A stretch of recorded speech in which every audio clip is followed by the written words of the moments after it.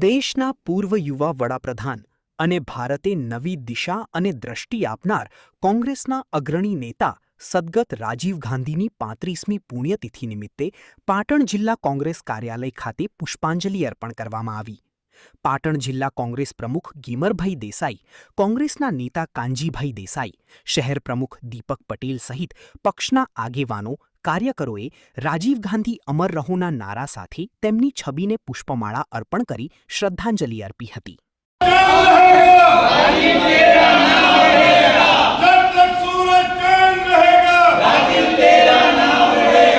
દેશના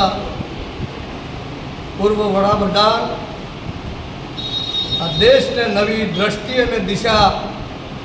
આપનાર અને આધુનિક ભારતના પ્રેરણાતા એવા સન્માનીય રાજીવ ગાંધીજીની 35મી પુણ્યતિથિ નિમિત્તે આજે જિલ્લા કોંગ્રેસ કાર્યાલય ખાતે કોંગ્રેસના સૌ પરિવારના લોકો દ્વારા પુષ્પાંજલિ અર્પણ કરી અને એમના આશીર્વચન લીધા કે આવનારા સમયમાં આપના જેવું ભારતમાં શાસન રહે અને જે આ ભ્રષ્ટાચારીઓના શાસનમાંથી ભારત મુક્ત થાય એવી આશા સાથે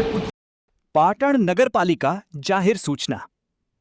આથી પાટણ નગરપાલિકાની હદ વિસ્તારના તમામ મિલકત ધારકોને જણાવવામાં આવે છે કે સને 2026-27ના વર્ષના એડવાન્સ વેરા લેવાનું ચાલુ થઈ ગયેલ છે, જેમાં મિલકત વેરા ઉપર 10% વળતર તથા તમામ વેરો ભરનારને છેલ્લી તારીખ 30/6/2026 સુધીમાં પાણી વેરા અને ડ્રેનેજ વેરા ઉપર કોઈ પણ પ્રકારની નોટિસ ફી વગર સ્વીકારવામાં આવશે. અન્યથા મુદ્દત વીત્યા પછી 20% નોટિસ ફી લેવામાં આવશે, જેની નોંધ લેવી. નગરપાલિકાના આદેશથી